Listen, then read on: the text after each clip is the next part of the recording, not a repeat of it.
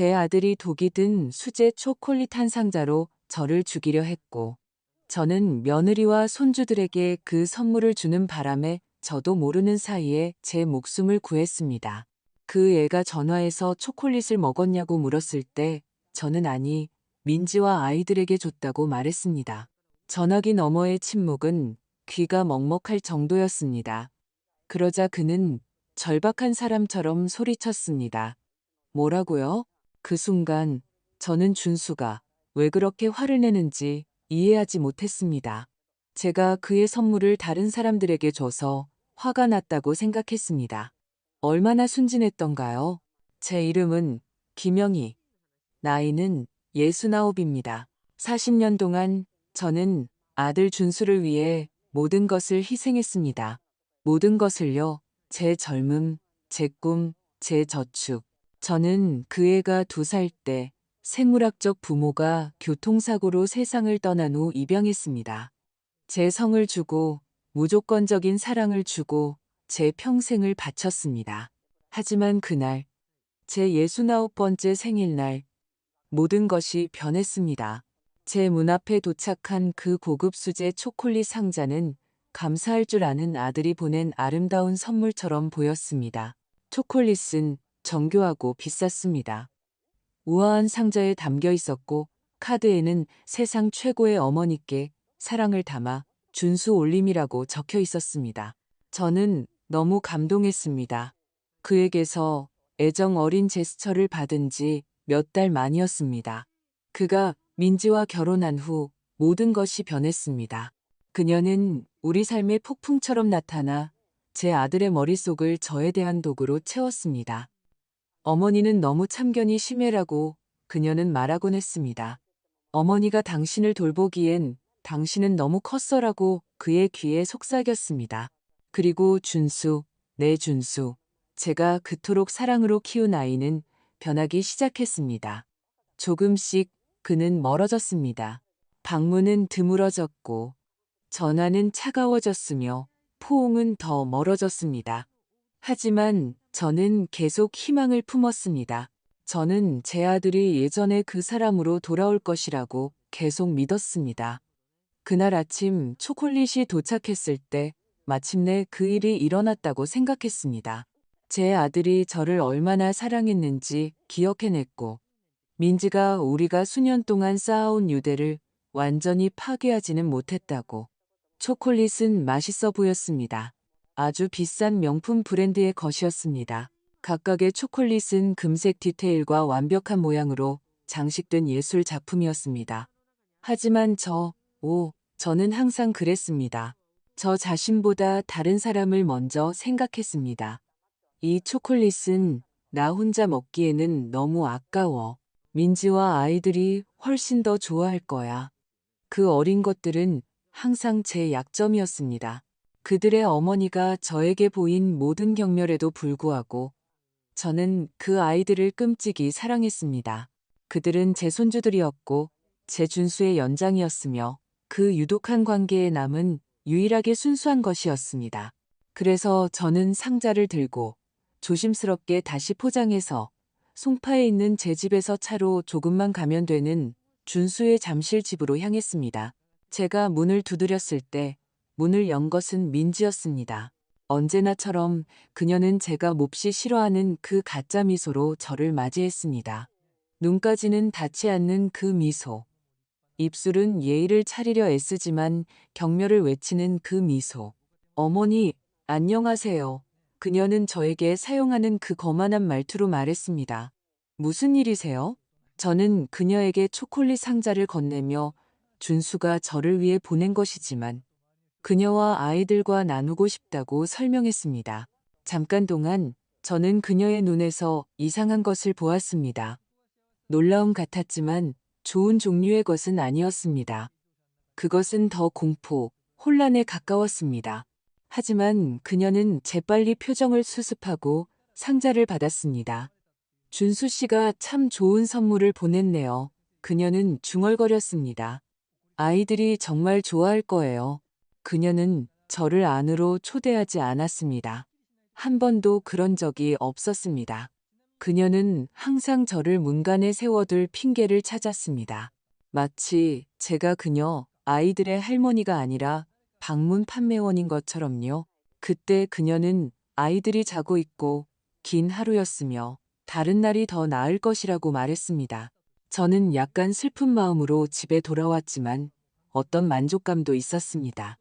저는 좋은 일을 했습니다. 아들의 선물에 담긴 기쁨을 그의 가족과 나누었습니다. 그날 밤 저는 어쩌면, 아주 어쩌면 그 제스처가 민지와 저 사이의 관계를 원만하게 만드는 데 도움이 될지도 모른다고 생각하며 잠자리에 들었습니다. 다음 날 아침 일찍 전화가 울렸습니다. 준수였습니다. 그의 목소리는 이상하고 긴장되어 있었습니다.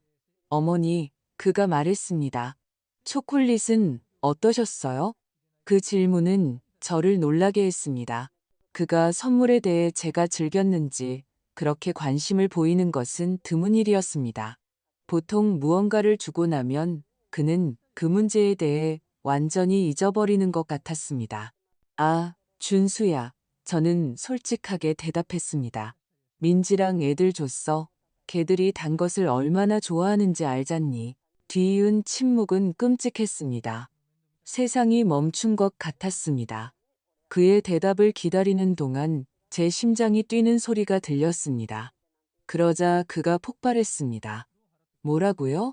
그는 제가 그의 목소리에서 한 번도 들어본 적 없는 분노로 소리쳤습니다. 민지랑 애들을 줬다고요? 미쳤어요? 그의 목소리는 저를 두렵게 하는 방식으로 떨렸습니다.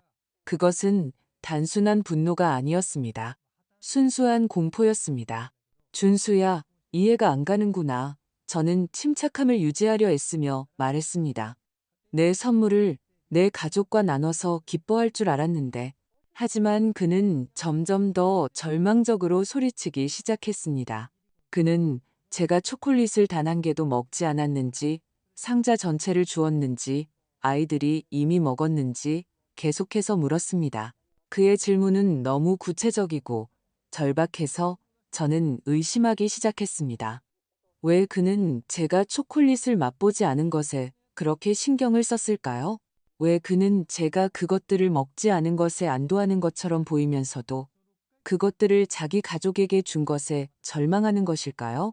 그는 제가 바보라고 모든 것을 망쳤다고 소리친 후 갑자기 전화를 끊었습니다. 저는 전화기를 손에 든 채 무슨 일이 일어났는지 이해하지 못하고 떨고 있었습니다. 하지만 제 안에 무언가 수년간의 보살핌과 보호로 발전시킨 모성 본능이 무언가 끔찍하게 잘못되었다고 말해주고 있었습니다. 그날 오후 민지가 저에게 전화했습니다. 그녀의 목소리는 다르고 걱정스러워 보였습니다. 어머니, 그녀가 말했습니다. 아이들이 초콜릿을 먹고 아팠어요. 서울 삼성병원에 데려가야 했어요. 제 피가 차갑게 식었습니다. 애들은 어때? 저는 목이 메어 물었습니다. 의사 선생님들은 식중독이라고 하세요. 그녀가 대답했습니다. 그런데 이상해요. 상자를 열었을 때 초콜릿에서 이상한 냄새가 났는데 우리가 알아채기 전에 아이들이 이미 몇 개를 먹어버렸어요. 제 세상이 무너지기 시작했습니다. 아들이 보낸 초콜릿, 제가 그토록 사랑으로 준 초콜릿이 제 손주들을 아프게 했습니다. 하지만 다른 무언가가 있었습니다. 민지의 목소리에서 저는 저를 떨게 만드는 무언가를 감지했습니다. 그것은 두려움이었지만 또한 이해이기도 했습니다. 마치 그녀가 깨닫지 못한 채 바로 코앞에서 일어나고 있던 무언가를 마침내 파악한 것처럼 그날 밤 저는 잠을 잘 수 없었습니다. 퍼즐 조각들이 제 마음속에서 끔찍한 명확성으로 맞춰지기 시작했습니다. 제가 초콜릿을 줬다는 것을 알았을 때의 준수의 반응. 제가 그것들을 먹지 않았다는 것을 알고 절망하던 그의 모습. 안도와 공포가 뒤섞인 그의 감정. 제가 아주 작은 조각이라도 맛보았는지에 대한 구체적인 질문들. 그리고 그때 어둠 속의 번개처럼 진실이 그 모든 잔인한 힘으로 저를 덮쳤습니다. 제 아들, 제가 키우고 무조건적으로 사랑했던 제 아들이 저를 독살하려 했습니다. 다음 며칠은 악몽이었습니다. 아이들은 다행히 회복했지만 독은 그 흔적을 남겼습니다. 민지는 의사들이 아이들의 작은 몸에서 비소 흔적을 발견했다고 고백했습니다. 비소, 범죄 영화에서나 들어봤던 단어였습니다. 이제 그것은 제 가장 끔찍한 현실의 일부가 되었습니다. 제 며느리는 몇 년 만에 처음으로 그 경멸의 가면 없이 저에게 말했습니다. 그녀의 목소리는 떨렸습니다. 어머니, 그 초콜릿은 나눠 먹을 게 아니었던 것 같아요. 그건 특별히 어머니를 위한 것이었던 것 같아요. 그녀의 말은 제 마음이 이미 알고 있었지만 제 이성이 받아들이기를 거부했던 것을 확인시켜 주었습니다. 준수는 사라졌습니다. 그는 전화를 받지 않았습니다. 메시지에 답장하지 않았습니다. 민지가 서초동의 회계법인에 있는 그의 직장으로 찾아갔을 때 그들은 그가 긴급 휴가를 요청했다고 말했습니다. 그는 비겁하게 도망쳤고 그의 아내와 아이들이 그의 악마 같은 계획의 결과를 감당하도록 남겨두었습니다. 하지만 저는 제 아들을 알았습니다. 저는 그를 어디서 찾을지 알았습니다. 그가 궁지에 몰렸을 때 그는 항상 같은 곳, 제 여동생 은경 이모의 집으로 달려간다는 것을 알았습니다. 그녀는 항상 준수에게 약했고 항상 그의 실수를 정당화하고 그의 행동의 결과로부터 그를 보호했습니다. 저는 은경의 집으로 운전해 가면서 핸들을 잡은 손이 떨렸습니다. 40년의 무조건적인 사랑, 40년의 희생, 40년의 모든 것을 바친 세월, 그리고 이것이 제가 돌려받은 것이었습니다. 저를 죽이고 싶어 하는 아들, 제가 문을 두드렸을 때 은경은 죄책감 어린 표정으로 문을 열었습니다. 언니, 그녀는 중얼거렸습니다. 올 줄은 몰랐는데, 하지만 저는 이미 길모퉁이에 주차된 준수의 차를 보았습니다. 그애 여기 있는 거 알아? 저는 제 목소리 같지 않은 목소리로 말했습니다. 준수는 그녀 뒤에서 유령처럼 나타났습니다. 그의 얼굴은 수척했고 눈은 퀭했지만 저를 가장 충격에 빠뜨린 것은 그의 얼굴 표정이었습니다. 뉘우침이 없었습니다. 죄책감이 없었습니다. 오직 원망만이 있었습니다. 마치 제가 이 모든 재앙의 원흉인 것처럼. 왜? 제가 그에게 물을 수 있는 유일한 것이었습니다. 왜 나를 죽이려 했니? 제 목소리는 마지막 단어에서 갈라졌습니다. 나를 죽이려, 내 아들이 나를 죽이려 했습니다. 그의 대답은 제 영혼을 천조각으로 부서뜨렸습니다. 짐이니까요. 그는 제 피를 얼어붙게 하는 냉정함으로 말했습니다. 항상 짐이었으니까. 어머니 유산이 필요한데 어머니는 절대 돌아가시질 않잖아요. 제 유산. 물론 모든 것은 돈 문제였습니다. 제가 수십 년 동안 밤낮으로 일하며 모은 돈. 제가 그에게 미래를 보장해주기 위해 빈자처럼 살며 모은 돈.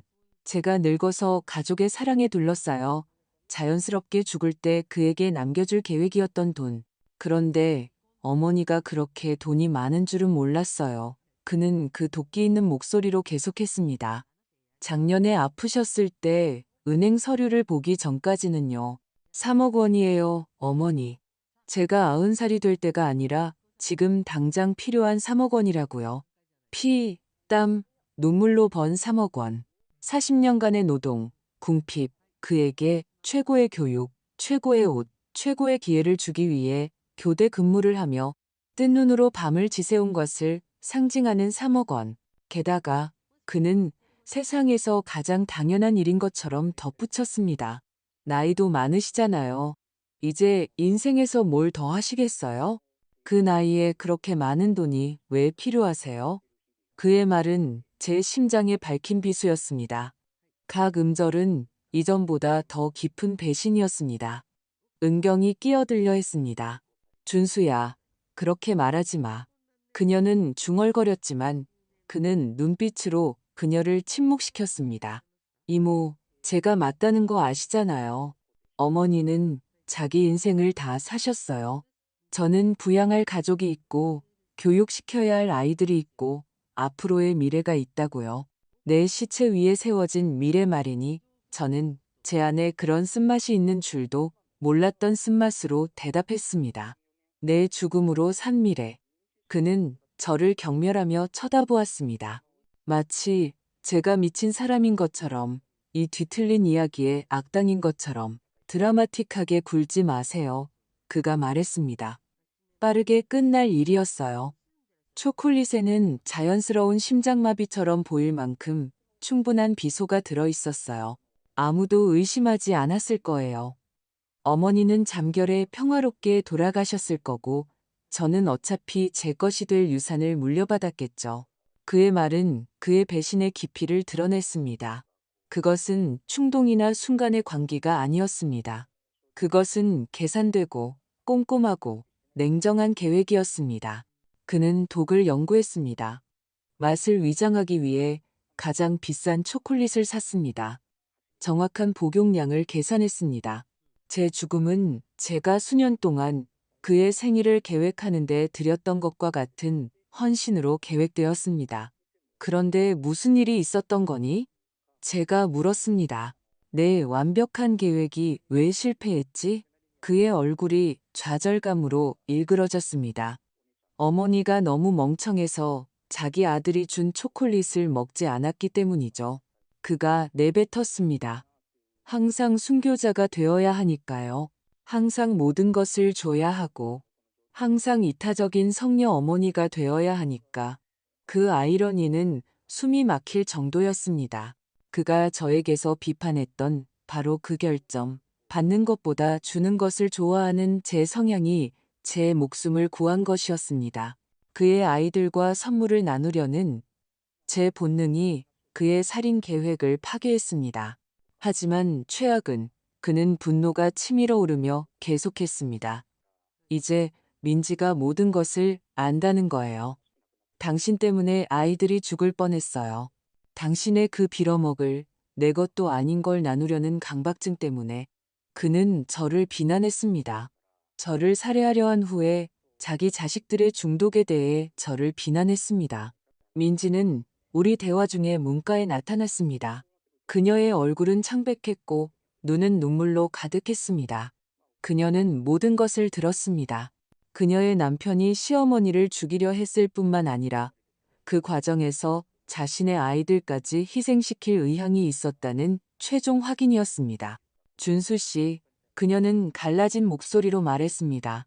어떻게 그럴 수 있어요? 어떻게 우리 아이들을 위험에 빠뜨릴 수 있어요? 그는 저에게 보였던 것과 같은 냉정함으로 그녀를 돌아보았습니다. 아무 일도 일어나지 않았을 테니까. 그가 대답했습니다. 독은 당신을 위한 게 아니라 저 여자를 위한 거였으니까. 하지만 내가 항상 아이들과 모든 것을 나눈다는 걸 알았잖아요. 민지가 소리쳤습니다. 아이들이 그 초콜릿을 먹을 가능성이 있다는 걸 알았잖아요. 준수는 날씨에 대해 이야기하는 것처럼 어깨를 으쓱했습니다. 계산된 위험이었어. 그가 중얼거렸습니다. 계산된 위험. 제가 키우는 것을 도왔던 아이들, 다른 모든 것이 회색으로 변했을 때 제 오후를 기쁨으로 채워주던 아이들이 저를 살해하려는 그의 계획에서 계산된 위험이었습니다. 그 순간 저는 제가 키운 아들, 제가 입양하고 제 몸에서 나온 것처럼 사랑했던 아이가 오래전에 죽었다는 것을 깨달았습니다. 제 앞에 있는 남자는 낯선 사람, 제 죽음을 계획하면서 수년 동안 제 눈을 똑바로 쳐다볼 수 있었던 위험한 낯선 사람이었습니다. 끝났어. 저는 저 자신도 놀랄 만큼 차분하게 말했습니다. 우리 사이는 모든 게 끝났어. 그는 웃었습니다. 쓰고 잔인한 웃음이었습니다. 뭐 하실 건데요? 어머니? 경찰에 전화할 건가요? 당신 아들을 신고할 건가요? 절대 못 하실 거 알아요. 너무 약하시잖아요. 40년 동안 저는 그에게 아니라고 말하기에 너무 약했고, 한계를 정하기에 너무 약했고, 제 무조건적인 사랑이 그를 괴물로 만들었다는 것을 보기에 너무 약했습니다. 하지만 그날 그 집에서 그의 절대적인 배신의 증거 앞에서 제 안에 무언가가 변했습니다. 내 말이 맞아. 제가 말했습니다. 나는 너무 오랫동안 약했어. 하지만 오늘로 끝이야. 저는 돌아서서 문 쪽으로 걷기 시작했습니다. 약한 여자가 마침내 힘을 찾았을 때 무엇을 할 수 있는지 두고 보렴. 그의 비명이 거리까지 저를 따라왔습니다. 그는 제가 은혜를 모른다고 소리쳤습니다. 그가 저를 위해 한 모든 것에도 불구하고 제가 그를 버리고 있다고. 그가 저를 위해 한 모든 것, 냉소주의의 극치였습니다. 저를 죽이려 한 것이 그의 뒤틀린 마음속에서는 저를 위해 한 일이었습니다. 그날 밤 제 집의 고독 속에서 저는 수십 년 동안 울지 않았던 것처럼 울었습니다. 제가 잃어버린 아들을 위해, 낭비된 세월을 위해, 배신당한 사랑을 위해 울었습니다. 하지만 무엇보다도 저는 제가 전에 알던 저 자신, 순진하고 관대하고 제 눈앞에서 자라나는 악을 보지 못했던 그 여자를 위해 울었습니다. 눈물이 멈췄을 때 저는 결심했습니다. 준수는 한 가지에 대해서는 옳았습니다. 저는 너무 약했습니다. 하지만 그 약한 여자는 그날 밤 죽어가고 있었습니다. 내일은 새로운 김영희가 태어날 것입니다. 한계 없는 사랑은 미덕이 아니라는 것을 배운 김영희. 그것은 공모다. 때로는 자신을 보호하기 위해 적들이 가장 예상하지 못하는 존재가 되어야 한다는 것을 발견한 김영희. 제 전화가 울렸습니다. 오랜 가족 친구인 이민호 변호사였습니다. 사모님, 그가 말했습니다. 민지 씨가 전화했어요. 모든 걸 말해줬습니다. 괜찮으세요? 며칠 만에 처음으로 저는 미소를 지었습니다. 완벽해요, 이 변호사님. 그리고 변호사님께 드릴 일이 있어요. 변화는 즉각적이지 않았지만 완전했습니다. 다음 몇 주 동안 준수가 저를 감정적으로 파괴했다고 믿는 동안 저는 제 복수의 기초를 쌓고 있었습니다. 첫 번째 단계는 이사였습니다. 독사를 키운 그 집, 구석구석이 저의 순진함을 상기시키는 그 집에서 더 이상 살 수 없었습니다. 이 변호사는 제가 도시에서 가장 고급스러운 지역인 도곡동의 아파트를 찾는 것을 도와주었습니다. 파노라마 전망을 가진 펜트하우스로 한 달 월세가 준수의 석 달치 월급보다 많았습니다. 임대 계약서에 서명할 때 저는 부동산 중개인의 눈에서 놀라움을 보았습니다. 수수하게 차려입은 69살의 여자가 고급 아파트를 현금으로 지불하고 있었습니다. 은퇴 선물이에요. 저는 미소 지으며 말했습니다. 저 자신에게 선물을 좀 주기로 했어요. 은퇴? 얼마나 해방적인 단어인가? 저는 어머니가 되는 것에서 은퇴하고 있었습니다. 저는 희생자가 되는 것에서 은퇴하고 있었습니다. 저는 모든 것을 주고 아무것도 요구하지 않는 여자에서 은퇴하고 있었습니다. 아파트는 환상적이었습니다.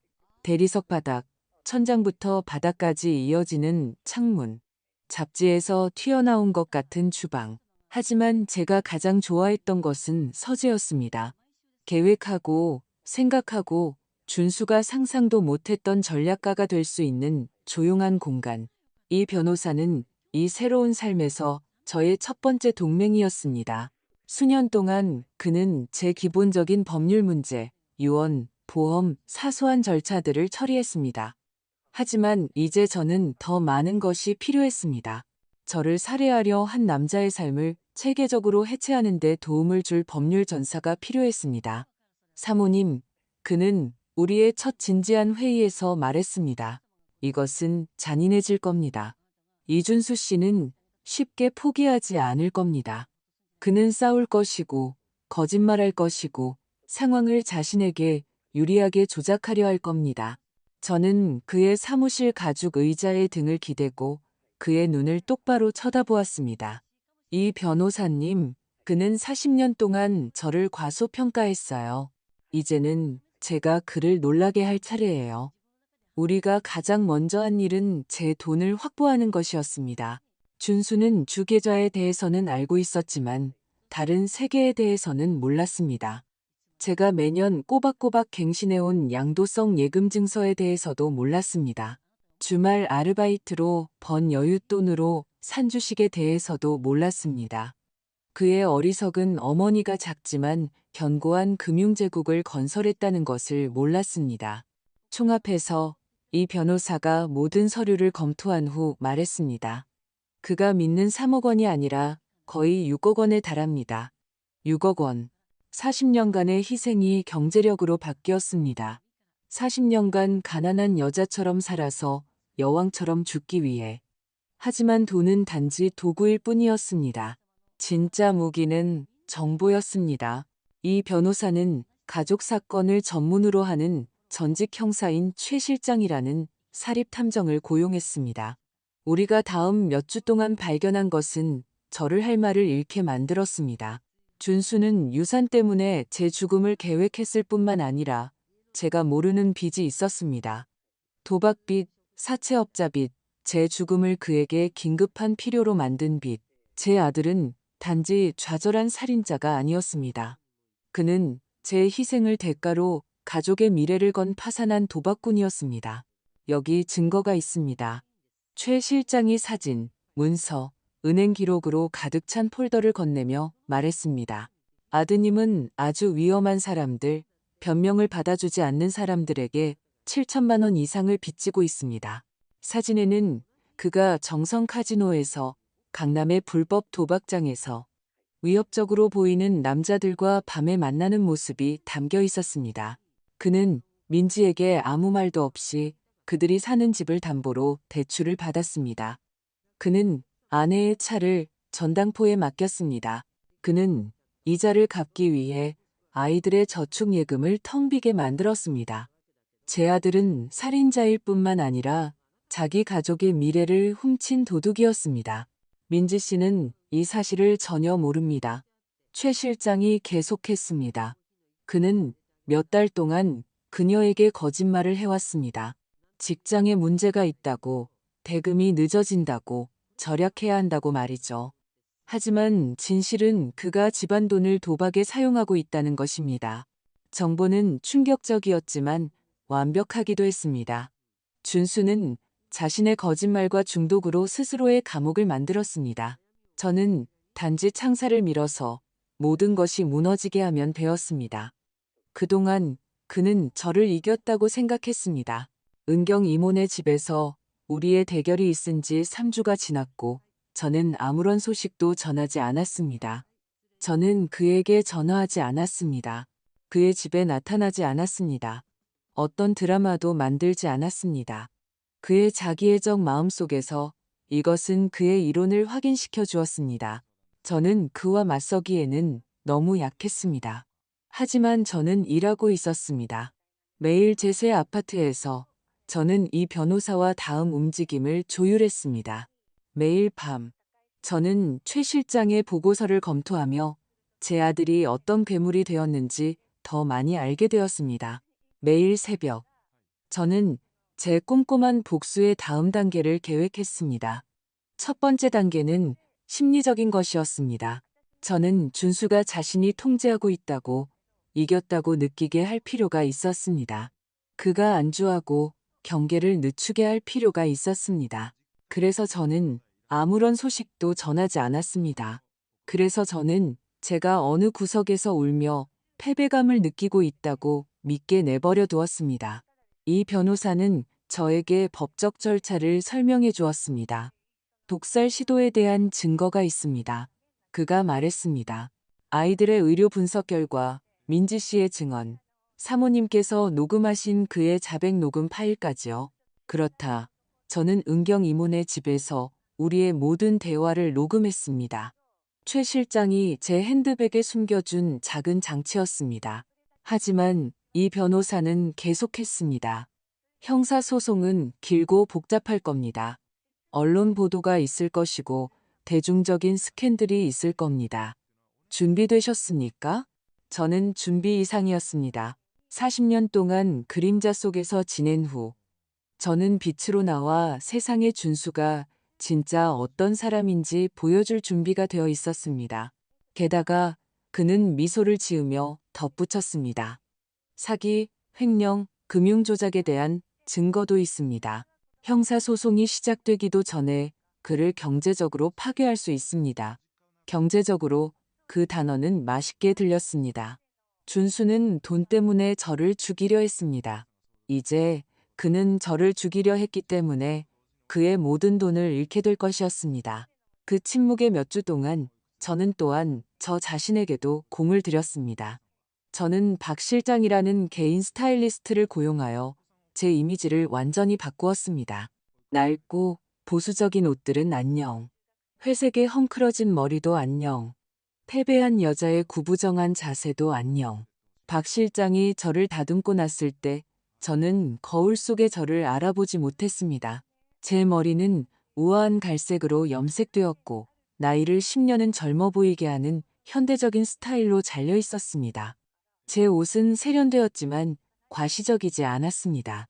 양질의 정장, 디자이너 신발, 신중하지만 비싼 액세서리. 사모님, 박 실장이 자신의 작품을 감상하며 말했습니다. 권력 있는 여성처럼 보이세요. 권력 있는 여성. 그 말이 마음에 들었습니다. 40년 동안 저는 봉사하는 여자, 희생하는 여자, 그림자의 여자였습니다. 이제 권력 있는 여자가 될 시간이었습니다. 제 변화의 마지막 요소는 가장 중요했습니다. 제 태도. 저는 여성권한 신장을 전문으로 하는 개인 코치인 정 박사라는 심리학자를 고용했습니다. 사모님, 그녀는 첫 세션에서 말했습니다. 자신을 희생자로 보는 것을 멈춰야 합니다. 당신은 생존자입니다. 당신은 전사입니다. 세션은 계시적이었습니다. 수십 년 동안 저는 사랑을 복종과 친절을 허용과 모성을 완전한 자기 부정과 혼동했습니다. 제가 한계를 정하면 나쁜 엄마가 될까봐 두려웠기 때문에 괴물을 키웠습니다. 진정한 사랑은 심리학자는 설명했습니다. 결과를 포함합니다. 나쁜 행동에 대한 결과가 없다면 사랑이 아닙니다. 그것은 공모입니다. 공모. 40년 동안 저는 제 아들이 소시오패스로 변하는데 공범이었습니다. 하지만 더 이상은 아니었습니다. 새로운 김영희는 누구의 공범도 아니었습니다. 새로운 김영희는 준수의 세계에 파괴적인 태풍처럼 닥쳐올 자연의 힘이었습니다. 어느 날 밤 우리의 대결이 있은 지 정확히 한 달 후 저는 첫 공식적인 모습을 드러낼 때가 되었다고 결심했습니다.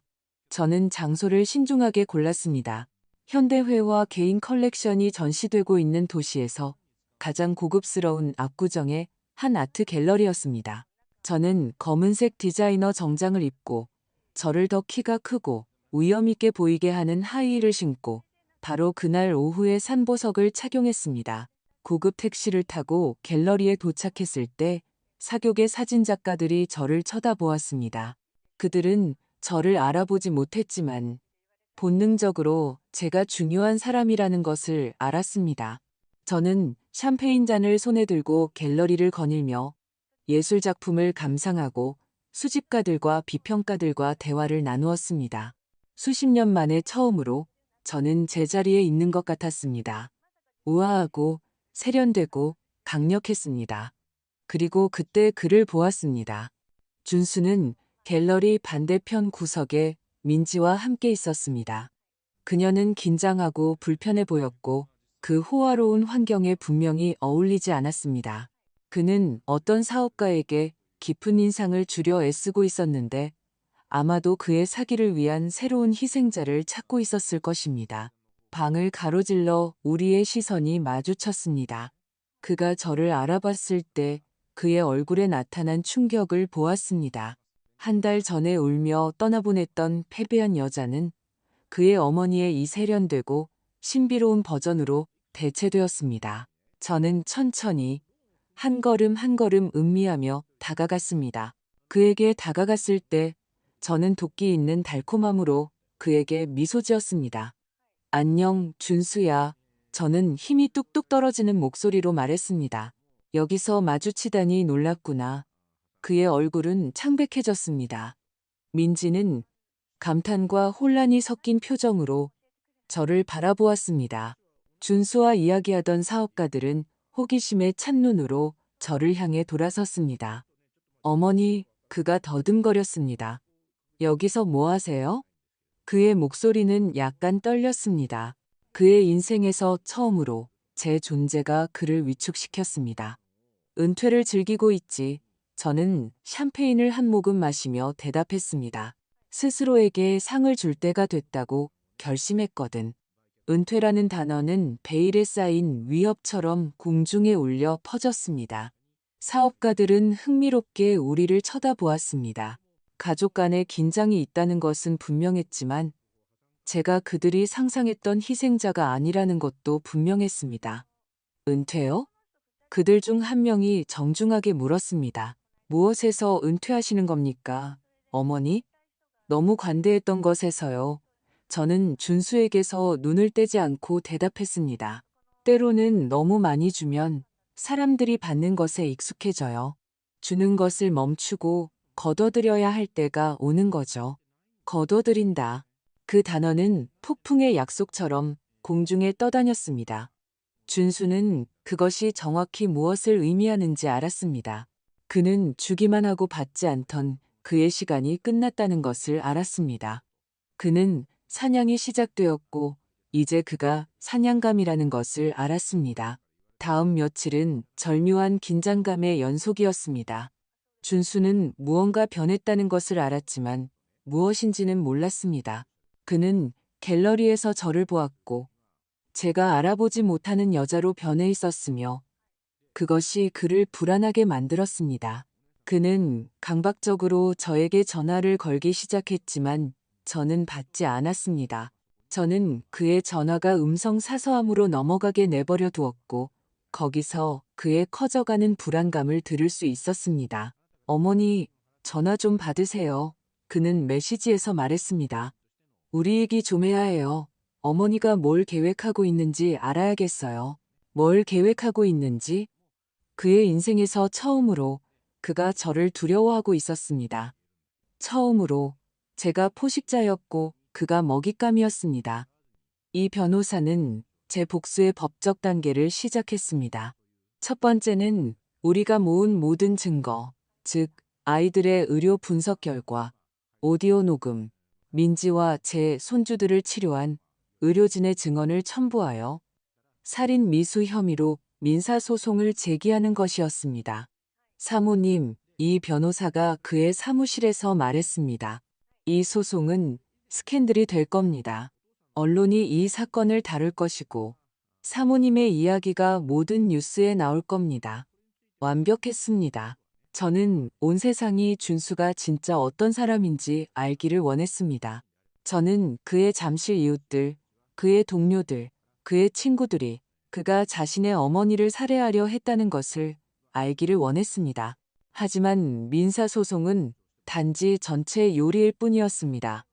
주 요리는 최 실장이 완료한 준수의 불법 활동에 대한 조사였습니다. 주택담보, 대출 사기, 가족기금의 오용, 사채업자 사기, 탈세. 제 아들은 곧 무너질 카드로 만든 금융의 집을 지었습니다. 여기 모든 서류가 있습니다. 최 실장이 증거로 가득 찬 3개의 폴더를 건네며 말했습니다. 아드님은 몇 달 동안 자기 가족에게서 돈을 훔쳐왔습니다. 민지 씨는 혼인 사기로 그를 고소하고 그가 훔친 모든 것을 되찾을 수 있습니다. 혼인 사기. 그 말은 맛있게 들렸습니다. 저는 민지와 대화를 나눌 때가 되었다고 결심했습니다. 우리의 모든 과거 문제에도 불구하고 그녀 또한 준수의 희생자였습니다. 그녀 또한 속았고 조종당했고 도둑맞았습니다. 그리고 가장 중요한 것은 그녀는 제 손주들의 어머니였고 그 아이들은 아버지 때문에 죽을 뻔했습니다. 저는 그녀를 도시에서 가장 우아한 롯데호텔 레스토랑에서의 점심에 초대했습니다. 그녀가 도착했을 때 저는 그녀의 눈에서 제 새로운 모습을 보고 놀라움을 보았습니다. 저는 더 이상 그녀가 수년 동안 알고 지낸 수수하고 체념한 시어머니가 아니었습니다. 저는 자신의 운명을 통제하기로 결심한 권력의 여자였습니다. 민지야, 우리가 파스타와 스테이크를 주문한 후 제가 말했습니다. 우리 얘기 좀 해야겠다. 그녀는 긴장하며 고개를 끄덕였습니다. 그녀는 뭔가 큰일이 다가오고 있다는 것을 알았습니다. 준수 빚에 대해 다 알아. 도박, 사채업자, 내 허락 없이 너희 집에 설정한 저당권에 대해서도 그녀의 얼굴이 무너져 내렸습니다. 어떻게 그걸 아세요? 그녀가 중얼거렸습니다. 조사관을 고용했으니까 저는 차분하게 대답했습니다. 희생자가 되는 것을 멈추고 사냥꾼이 되기로 결심했거든. 저는 최 실장이 준비한 폴더 중 하나를 그녀에게 건넸습니다. 모든 게 여기 있어. 문서, 사진, 은행 기록. 민지는 눈물을 흘리며 서류를 검토했습니다. 각 페이지는 더 깊은 배신이었습니다. 그녀의 남편은 시어머니를 살해하려 했을 뿐만 아니라 도박 중독을 채우기 위해 체계적으로 가족의 미래를 훔치고 있었습니다.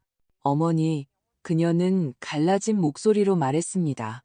저는 이 중 아무것도 몰랐어요.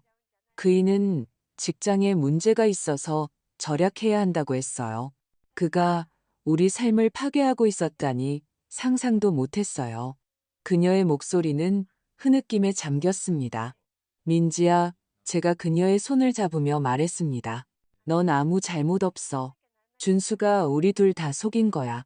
하지만 이제 우리에겐 정의를 얻을 기회가 있어. 저는 제 계획을 설명했습니다. 그녀는 혼인 사기로 소송을 제기하고 집을 되찾고 아이들의 미래를 보호할 수 있었습니다. 저는 법률 비용을 도와줄 것이었습니다. 하지만 저는 단호하게 덧붙였습니다. 네가 준수를 상대로 증언해야 해. 초콜릿에 대해, 그의 자백에 대해, 네가 본 모든 것에 대해 모든 진실을 말해야 해. 그녀는 한순간도 망설이지 않았습니다. 물론이죠. 그녀가 말했습니다. 일어난 모든 일 후에 제가 할 수 있는 최소한의 일이에요. 우리가 식사를 하는 동안 준수가 레스토랑에 도착했습니다. 우연이 아니었습니다.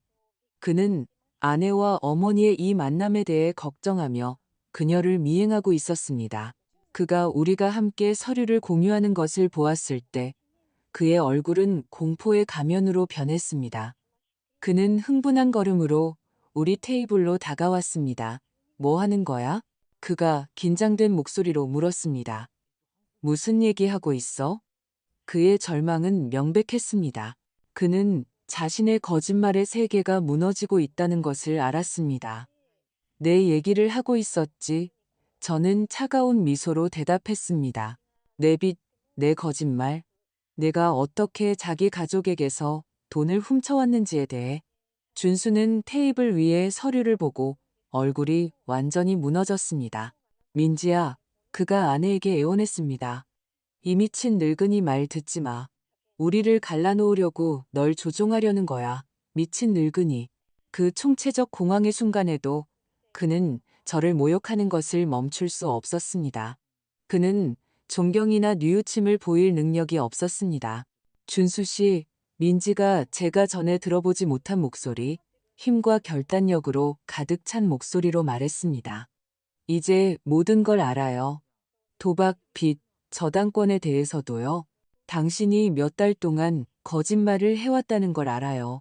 그는 부인하려 했지만 그녀가 그를 가로막았습니다. 그리고 당신이 어머니를 죽이려 했다는 것도 알아요. 그녀는 마지막 말을 소리쳐 레스토랑 전체의 주목을 끌었습니다. 식사하던 사람들이 우리를 향해 돌아보며 웅성거렸습니다. 준수는 자신이 주목받고 있다는 것을 깨닫고 목소리를 낮췄지만 그의 절망은 점점 더 명백해졌습니다. 민지야, 제발, 그가 그녀에게 속삭였습니다. 우리 이거 해결할 수 있어. 함께 해결할 수 있다고. 이 여자 말 들을 필요 없어. 항상 우리를 갈라놓으려 했잖아. 항상 조종하고, 항상 다른 사람을 탓하고, 결코 자신의 행동에 책임을 지지 않았습니다. 아니, 민지가 단호하게 대답했습니다. 더 이상은 안 돼. 더 이상 거짓말도 조종도 없어. 나는 우리 아이들을 지킬 거고, 그건 당신에게서 아이들을 멀리 떨어뜨려 놓는다는 뜻이야. 그녀는 테이블에서 일어나 지갑을 집어들고 출구로 향했습니다. 내 변호사들이 당신에게 연락할 거야. 준수는 우리 테이블 옆에 서서 분노와 무력감으로 떨고 있었습니다. 민지가 떠나자 그는 제가 그를 파괴하기로 결심한 이유를 상기시키는 분노로 저를 향해 돌아섰습니다. 이게 다 당신 탓이야. 그가 이를 악물고 말했습니다. 당신이 내 결혼을 망쳤어. 내 가족을 파괴했다고. 나는 아무것도 파괴하지 않았어. 저는 초자연적인 평온함으로 대답했습니다. 나는 단지 진실을 빛으로 가져왔을 뿐이야. 내 결혼은 내가 거짓말쟁이와 도둑이 되기로 결심했을 때 망가졌어. 내 가족은 내가 어머니를 살해하기로 결심했을 때 파괴되었고, 저는 테이블에서 일어나 그의 눈을 똑바로 쳐다보았습니다. 그리고 이건 시작에 불과해. 그의 위협은 거리까지 저를 따라왔습니다. 후회하게 될 거야. 제가 택시를 향해 걸어갈 때 그가 소리쳤습니다. 내 인생을 망친 대가를 치르게 될 거라고. 그의 인생을 망친 것. 그는 말 그대로 제 인생을 파괴하려 했습니다. 그리고 이제 그는 제가 자신을 방어한다고 불평하고 있었습니다. 그날 밤 이 변호사가 소식을 가지고 전화했습니다. 사모님, 소송은 이미 진행 중입니다. 언론에서 전화가 오기 시작했습니다. 인터뷰를 원하고 사모님의 이야기를 듣고 싶어 합니다. 그것은 제가 정확히 예상했던 것이었습니다. 인터뷰 일정을 잡으세요. 제가 말했습니다. 세상이 진실을 알 때가 됐어요. 첫 번째 인터뷰는 도시에서 가장 시청률이 높은 뉴스 프로그램인 SBS 8시 뉴스와 함께였습니다. 저는 자신의 힘을 찾은 여자의 자신감을 가지고 흠잡을 데 없이 차려입고 스튜디오에 도착했습니다. 기자는 호기심과 동정심으로 저를 맞이했습니다. 김영희 씨, 그녀가 카메라 앞에서 말했습니다. 당신의 이야기를 들려주세요. 아들이 당신을 독살하려 했다는 것을 어떻게 발견하셨나요? 저는 모든 것을 말했습니다. 초콜릿, 준수의 반응, 아이들의 중독, 그의 차갑고 계산된 자백. 저는 극적으로 만들지 않고 차분하게 말했고 사실이 스스로 말하게 했습니다. 아들이 자신을 죽이고 싶어 한다는 것을 발견했을 때 어머니는 어떤 기분인가요? 기자가 물었습니다. 자유로워진 기분이에요. 저는 대답했습니다. 40년 동안 유지해온 환상에서 자유로워졌죠. 결코 자신을 보호해주지 않은 사람을 보호하는 것을 멈출 자유를 느꼈어요. 인터뷰는 입소문을 탔습니다. 몇 시간 만에 제 이야기는 모든 소셜미디어에 퍼졌습니다. 댓글은 압도적으로 지지적이었습니다. 수백 명의 여성들이 저에게 은혜를 모르는 자식들, 유독한 가족들, 보답받지 못한 사랑에 대한 자신들의 이야기를 써서 보냈습니다. 하지만 가장 만족스러운 부분은 준수에 대한 댓글이었습니다. 그의 동료들은 그를 어머니를 살해하려 한 아들로 알아보기 시작했습니다. 그의 이웃들은 경멸의 눈초리로 그를 보기 시작했습니다. 그의 친구들은 그에게서 거리를 두기 시작했습니다. 스캔들은 어디든 그를 따라다녔습니다. 그가 슈퍼마켓에 갈 때 사람들은 손가락질하며 속삭였습니다. 그가 직장에 도착했을 때 동료들은 그를 피했습니다. 그가 집을 나설 때 그는 동네 전체에 비난하는 시선을 느꼈습니다. 하지만 저는 이것이 단지 시작일 뿐이라는 것을 알았습니다. 대중적인 굴욕은 만족스러웠지만 진정한 정의는 아직 오지 않았습니다. 법적 절차, 그의 자산 상실, 그가 거짓과 배신 위에 세운 삶의 완전한 파괴. 준수는 40년 동안 그를 키운 여자를 과소평가했습니다. 그는 저를 종이 조각처럼 버릴 수 있다고 생각했습니다. 이제 그는 자신이 훨씬 더 강력하고 무자비한 괴물을 깨웠다는 것을 발견하고 있었습니다. 사냥은 공식적으로 시작되었고 저는 발톱을 드러내기 위해 40년을 기다린 포식자였습니다. 법적 절차는 멈출 수 없는 눈사태처럼 진행되었습니다. 이 변호사는 모든 소송을 동시에 제기했습니다. 살인 미수, 가족 사기, 가중 사기, 그리고 7억 원에 달하는 정신적 피해에 대한 민사소송. 준수는 어느 월요일 아침에 일어나 자신의 삶이 천조각으로 폭발했다는 것을 발견했습니다. 그의 은행 계좌는 즉시 동결되었습니다. 그의 강박적인 도박 후에 남은 얼마 안 되는 저축은 자금의 출처가 조사되는 동안 묶였습니다. 그의 월급은 민사소송의 지불을 보장하기 위해 압류되었습니다. 하룻밤 사이에 그는 무일푼이 되었습니다. 사모님, 이 변호사가 만족스럽게 보고했습니다. 아드님은 파산했습니다. 괜찮은 변호사를 선임할 여유가 없습니다. 국선 변호인으로 만족해야 할 겁니다. 도시 최고의 로펌에 맞서는 국선 변호인. 전투는 처음부터 불공평했습니다. 하지만 가장 즐거웠던 것은 그의 사회적 세계가 어떻게 무너지는지를 보는 것이었습니다. 제 텔레비전 인터뷰 영상은 너무나 큰 스캔들을 일으켜 언론이 준수의 삶을 더 깊이 파고들기 시작했습니다. 곧 그의 도박빚, 동료들에 대한 사기, 그리고 그의 체계적인 거짓말이 드러났습니다. 그의 상사는 그를 긴급 회의에 불렀습니다. 이준수 씨, 그가 말했습니다. 회사는 이 스캔들과 이름이 연관되는 것을 감당할 수 없습니다. 즉시 해고입니다. 같은 회사에서 20년 동안 일한 것이 그 자신이 만든 스캔들 하나로 사라졌습니다. 그의 도박 빚 때문에 그를 압박하던 사채업자들은 뉴스를 보고 그들의 빚 독촉을 서두르기로 결정했습니다. 그들은 빨리 행동하지 않으면 단 한 푼도 회수하지 못할 것이라는 것을 알았습니다. 그들은 그의 집에 나타나기 시작했고 밤낮으로 그에게 전화를 걸었으며 공개적으로 그를 위협했습니다. 어느 날 밤 제가 제 고급 아파트에서 와인 한 잔을 즐기고 있을 때 민지에게서 전화가 왔습니다. 그녀는 울고 있었습니다. 어머니, 그녀는 흐느끼며 말했습니다. 무장한 남자들이 집에 왔어요. 준수 씨가 내일까지 돈을 갚지 않으면 집과 그 안의 모든 것을 가져가겠다고 했어요. 준수는 어디 있니?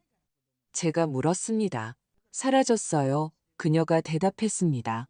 그 남자들을 보자마자 뒷문으로 도망쳤어요. 저와 아이들만 남겨두고 저 범죄자들을 마주하게 했어요. 끝까지 비겁했습니다. 일이 힘들어지자 그는 자신의 목숨을 구하기 위해 가족을 버렸습니다. 민지야, 저는 단호하게 말했습니다. 아이들을 데리고 오늘 밤 친정으로 가거라. 내일 아침에 우리가 이 문제를 해결할게. 제 다음 패를 보여줄 때가 되었습니다. 다음 날 아침, 저는 이 변호사와 제가 고용한 2명의 경호원과 함께 준수의 집에 도착했습니다. 사채업자들은 그곳에서 재산을 조사하며 빚을 갚기 위해 무엇을 가져갈 수 있을지 계산하고 있었습니다. 그들이 제가 도착하는 것을 보고 호기심에 찬 눈으로 다가왔습니다. 아주머니, 덩치 큰 남자로 손에 흉터가 있는 무리의 리더가 말했습니다. 이준수 씨와 관계가 있으신가요? 저는 그의 어머니입니다. 저는 날씨에 대해 이야기하는 것과 같은 평온함으로 대답했습니다. 그리고 제안이 있습니다. 저는 제 지갑에서 서명된 수표를 꺼냈습니다. 이것은 제 아들이 당신들에게 빚진 정확한 금액입니다. 제가 말했습니다. 7,500만 원. 이걸 받고 그를 영원히 잊어주세요. 남자들은 놀라서 수표를 쳐다보았습니다. 그들은 우아한 여자가 7,500만 원의 현금을 가지고 나타날 것이라고 예상하지 못했습니다. 왜 그를 위해 이런 일을 하시는 거죠? 리더가 물었습니다. 그를 위해 하는 것이 아닙니다. 저는 대답했습니다. 제 며느리와 손주들을 위해 하는 것입니다. 그들은 도박꾼과 함께 산 죄가 없습니다. 남자는 수표를 받아 조심스럽게 살펴본 후 마침내 고개를 끄덕였습니다. 거래 성립. 당신 아들은 우리에게 빚이 없습니다. 그들이 떠났을 때 민지는 눈물을 흘리며 집에서 나왔습니다. 어머니, 그녀가 말했습니다. 어머니가 준수 씨 빚을 갚아주시는 걸 받아들일 수 없어요. 그를 위해 갚는 게 아니야. 저는 설명했습니다. 너희 모두를 위해 갚는 거고 공짜가 아니야. 저는 이 변호사가 준비한 문서를 그녀에게 건넸습니다. 재산 이전 서류야. 저는 설명했습니다. 이제 집은 내 이름으로 되어 있어. 준수는 더 이상 법적 권리가 없어. 그리고 이건 저는 또 다른 서류를 건넸습니다. 대출 계약서야. 너는 나에게 7,500만 원을 빚졌지만 앞으로 20년 동안 소액 분할로 갚을 수 있어. 그것은 완벽한 합의였습니다. 민지는 보호받았고 아이들은 안전한 집을 가졌으며 준수는 그의 마지막 경제적 자원을 잃었습니다. 그가 마침내 나타났을 때 그는 더 이상 아무것도 소유하지 않았다는 것을 발견하게 될 것이었습니다. 그날 오후 준수가 마침내 저에게 전화를 걸었습니다. 그의 목소리는 절망적이고 망가져 있었습니다. 어머니, 그가 애원했습니다. 도움이 필요해요. 사채업자들이 돈을 갚지 않으면 저를 죽일 거예요. 돈이 필요해요. 저를 용서해 주세요. 저는, 준수야, 저는 차갑게 그를 가로막았습니다. 내 빚은 이미 갚았다. 전화기 너머로 그의 안도의 한숨소리를 들을 수 있었습니다. 감사합니다, 어머니. 저를 버리지 않으실 줄 알았어요. 그럴 줄 알았다고요. 하지만 널 위해 한 게 아니야. 저는 계속했습니다. 민지와 아이들을 위해 한 거고, 너는 더 이상 집이 없어. 아내 이름으로 명의를 이전했거든. 뒤이은 침묵은 절대적이었습니다. 뭐라고요? 그가 마침내 중얼거렸습니다. 집은 더 이상 내 것이 아니야.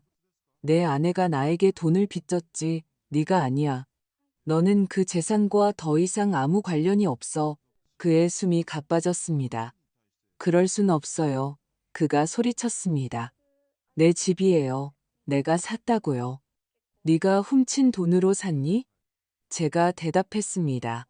그리고 이제 정당한 손으로 돌아갔어. 민지와 아이들은 보호받고 너는 혼자야. 저는 그의 대답을 기다리지 않고 전화를 끊었습니다. 다음 며칠은 즐거운 긴장감의 연속이었습니다. 준수는 집에 나타났지만 민지는 이미 자물쇠를 바꾼 상태였습니다. 그가 억지로 들어가려 했을 때 그녀는 경찰에 신고했습니다. 경찰관들이 도착해서 그에게 더 이상 그 재산에 대한 법적 권리가 없다고 설명했습니다. 하지만 제 아내예요. 그가 자신의 집에서 쫓겨나면서 소리쳤습니다. 여기 있을 권리가 있어요. 선생님, 경찰관이 말했습니다. 아내분께서 접근금지 가처분 신청을 하셨습니다. 이 재산에서 100m 이내로 접근할 수 없습니다. 접근금지 가처분. 민지는 제 조언을 글자 그대로 따랐습니다. 이제 준수는 집을 잃었을 뿐만 아니라 법적으로 가족에게 다가갈 수도 없었습니다. 그는 사회에서 거부당하고 자신의 가족에게 버림받은 완전한 외톨이였습니다. 집도 직업도 돈도 없는 준수는 싸구려 허름한 모텔에 피신해야 했습니다. 하지만 언론이 그를 따라다니기 시작하면서 그것조차 감당할 수 없게 되었습니다. 기자들은 끊임없이 그를 괴롭히며 살인 미수, 빚, 도박 중독에 대해 물었습니다. 어느 날 밤 절망과 굴욕에 빠진 그는 똑똑하다고 생각했지만 결국 그의 파멸의 마지막 못을 박는 행동을 하기로 결심했습니다. 그는 소셜미디어 프로필을 만들고 유튜브 라이브 스트리밍을 시작하여 자신의 입장을 이야기하려 했습니다. 우리 어머니는 미쳤어요. 그는 더러운 모텔방에서 자신의 전화 카메라 앞에서 말했습니다. 관심을 끌고 싶어서 이 모든 것을 꾸며내고 있어요. 저는 누구도 독살하려 한 적이 없어요. 초콜릿은 정상이었어요. 어머니가 우리 가족 전체를 저를 상대로 조종하고 있는 거예요. 하지만 인터넷은 용서하지 않았습니다. 사용자들은 그가 대답할 수 없는 구체적인 질문으로 그를 폭격하기 시작했습니다. 왜 초콜릿에 비소가 있었나요? 그들이 물었습니다. 왜 당신 아이들이 중독되었나요? 그들이 주장했습니다. 당신 어머니가 거짓말을 하고 있다는 증거는 어디에 있나요? 그의 방송은 입소문을 탔지만 그가 기대했던 방식이 아니었습니다. 그것은 병적인 자기의 예시로서 자신의 행동에 대한 책임을 받아들일 수 없는 한 남자의 생방송 고백으로서 입소문을 탔습니다. 댓글은 잔인하고 무자비하고 가차 없었습니다. 이 남자 진짜 우리가 바보인 줄 아나 봐. 누군가 썼습니다. 자기 아내가 신고했는데 전부 거짓말이라고 하네. 다른 사람이 덧붙였습니다. 전형적인 사이코패스. 항상 다른 사람 탓하지. 세 번째 사람이 댓글을 달았습니다. 하지만 그의 운명을 결정지은 것은 누군가가 그에게 직접 물었을 때였습니다. 당신이 무고하다면 왜 어머니를 명예훼손으로 고소하지 않나요? 준수는 할 말을 잃었습니다. 그는 제가 모든 증거를 가지고 있다는 것을 알았기 때문에 저를 고소할 수 없었습니다. 증거가 반박할 수 없었기 때문에 살인 미수를 부인할 수 없었습니다. 그 질문에 대한 그의 침묵은 모두에게 유죄 인정으로 해석되었습니다. 방송은 그가 생방송으로 살해, 위협을 받기 시작했을 때 갑자기 끝났습니다. 그는 여론을 조작하려 했고 정확히 그 반대의 결과를 얻었습니다. 다음 날 그의 방송 클립은 모든 뉴스에 나왔습니다. 행동 분석가들은 그를 악성 자기애의 살해 연구로 해부했습니다. 심리학자들은 텔레비전에서 그의 책임 수용 불능이 반사회적 성격의 전형이라고 설명했습니다. 준수는 제가 최고의 홍보팀을 동원해도 이룰 수 없었을 것을 이루었습니다. 그는 자신의 평판을 너무나 완전하고 공개적으로 파괴하여 되돌릴 수 없게 만들었습니다. 그는 국민적 악당이 되었고 극단으로 치달은 자식의 불효의 상징이 되었습니다. 하지만 저에게 가장 만족스러운 것은 그의 공개적인 굴욕이 아니었습니다. 그것은 제가 방문했을 때 민지의 눈에서 본 평온함, 제 손주들이 자신의 집에서 느낀 안정감, 제 인생을 수십 년 동안 지배했던 독성에서 벗어나 찾은 평화였습니다. 공식적인 정의는 아직 진행 중이었지만 시적인 정의는 이미 실현되었습니다. 돈 때문에 저를 죽이려 했던 아들은 이제 단 한 푼도 없었습니다. 제 사랑을 경멸했던 남자는 이제 제 용서를 구걸했습니다. 조종자는 모든 사람에게 폭로되고 거부당했습니다. 그리고 40년 동안 침묵 속에 지냈던 희생자인 저는 마침내 제 목소리를 찾았습니다. 다음 몇 달은 완전한 변화의 시간이었습니다. 준수가 자신의 비참함 속으로 더욱 깊이 빠져드는 동안 저는 제 인생에서 그 어느 때보다 활짝 피어났습니다. 고급 아파트는 제 성역이 되었고 수십 년 만에 처음으로 끊임없는 조종의 무게 없이 숨 쉴 수 있는 곳이 되었습니다. 이 변호사는 법적 사건의 진행 상황을 계속 알려주었습니다. 사모님, 그는 우리의 주간 회의 중 하나에서 말했습니다. 지방검찰청이 준수 씨를 살인 미수 혐의로 기소하는데 매우 관심이 있습니다. 증거가 압도적입니다. 오디오 녹음, 의료 증언, 그 자신이 한 자백, 모든 것이 견고하고 반박할 수 없는 사건을 형성했습니다. 더욱이 이 변호사는 미소를 지으며 계속했습니다. 그의 국선 변호인은 유죄 협상을 시도하고 있습니다. 이 사건에서 이길 수 없다는 것을 알고 있거든요. 유죄 인정은 준수가 판사 앞에서 자신의 어머니를 살해하려 했다는 것을 공개적으로 인정해야 한다는 것을 의미했습니다. 하지만 저를 진정으로 만족시킨 것은 민지가 남편의 독성에서 벗어난 후 어떻게 꽃피웠는지를 보는 것이었습니다. 끊임없는 거짓말, 재정적 스트레스, 감정적 조종이 없어진 그녀는 제가 몇 년 전에 어렴풋이 보았던 강한 여성으로 돌아와 있었습니다. 어머니, 그녀는 우리의 주간 점심 식사 중 하나에서 말했습니다. 몇 년 만에 처음으로 자유로움을 느껴요. 아이들은 행복하고 안전해요. 몇 달 만에 처음으로 평화롭게 잠을 자요. 제 손주들이 순수함을 되찾는 것을 보고 그들의 진심 어린 미소를 보는 것은 제가 계획할 수 있는 어떤 복수보다 더 가치가 있었습니다. 어느 날 오후 제 아파트 테라스에서 커피를 즐기고 있을 때 예상치 못한 전화를 받았습니다. 제 동생 은경이었습니다. 그녀의 목소리는 부끄럽고 죄책감이 느껴졌습니다. 언니, 그녀가 말했습니다. 할 말이 있어. 사과해야 해. 저는 그녀를 제 집에서 받기로 했습니다. 그녀가 도착했을 때 우리 사이의 차이는 엄청났습니다. 저는 우아하고 평온하고 힘이 넘쳐 보였습니다. 그녀는 죄책감과 수치심에 잠식된 것처럼 보였습니다.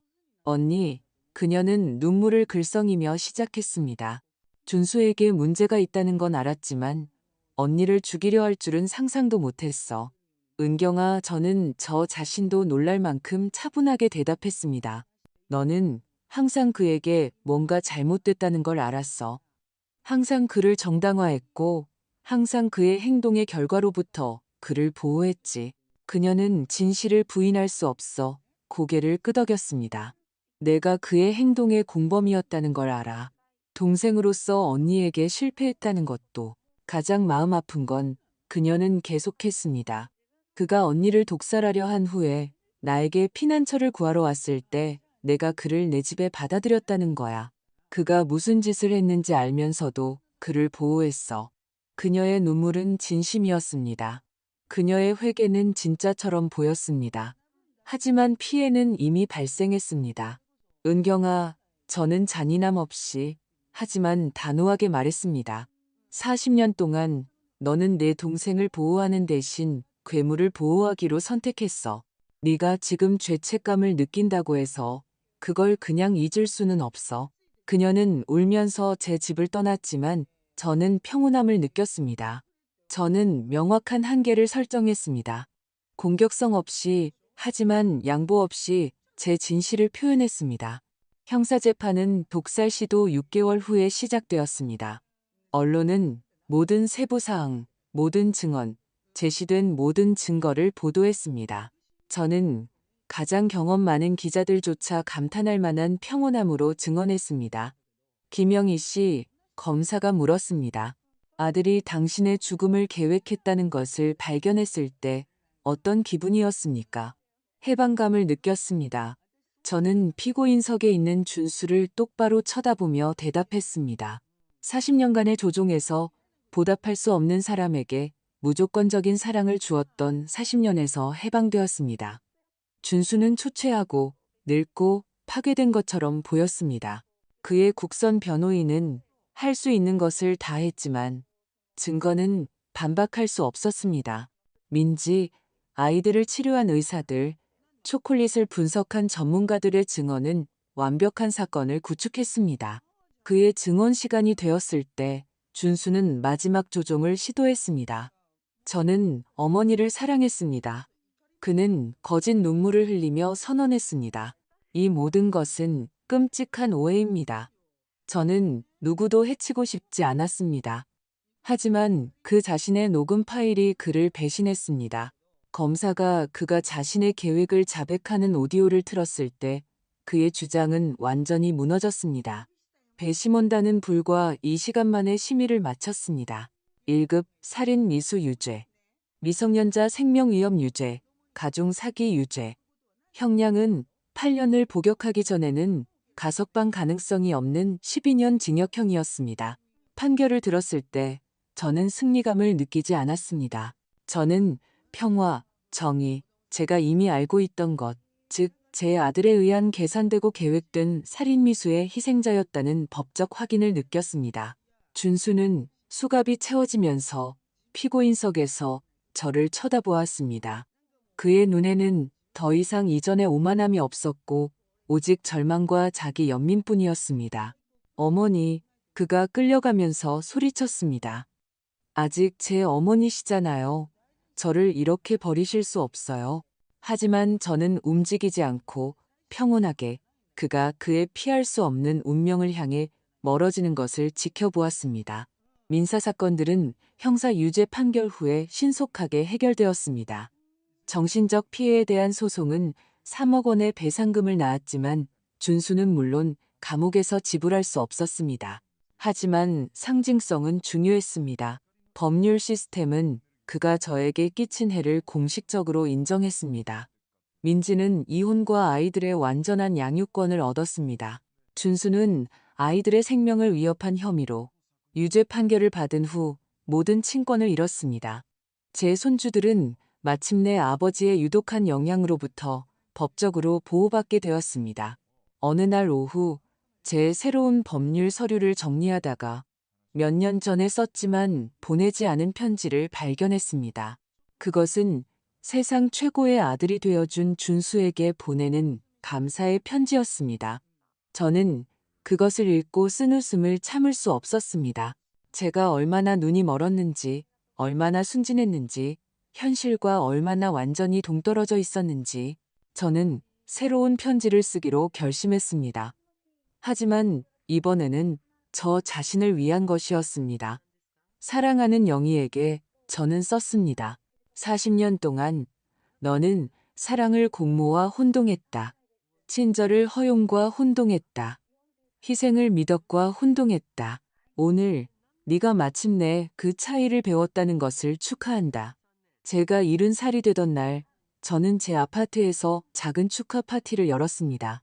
민지와 아이들, 이 변호사 부부, 제 스타일리스트 박 실장, 탐정 최 실장, 제 삶을 재건하는 데 도움을 준 사람들, 제 변화를 지지해준 사람들을 초대했습니다. 케이크에 촛불을 불면서 저는 어떤 여성도 자신의 힘을 찾고 한계를 정하고 자신의 사랑을 악용하는 사람들로부터 자신을 방어하기 위해 70대까지 기다려야 하지 않기를 조용히 소원했습니다. 그날 밤 제 아파트에서 혼자 저는 제가 걸어온 여정을 되돌아보았습니다. 침묵하는 희생자에서 힘있는 여성으로, 이타적인 어머니에서 자신을 소중히 여기는 사람으로, 모든 것을 주고 아무것도 받지 못하는 여성에서 자기애가 이기심이 아니라는 것을 배운 여성으로, 그것은 생존이다. 준수는 제 돈을 훔치기 위해 저를 죽이고 싶어 했습니다. 하지만 그는 완전히 반대의 것을 이루었습니다. 그는 제 안에 존재하는지 몰랐던 여성을 깨웠습니다.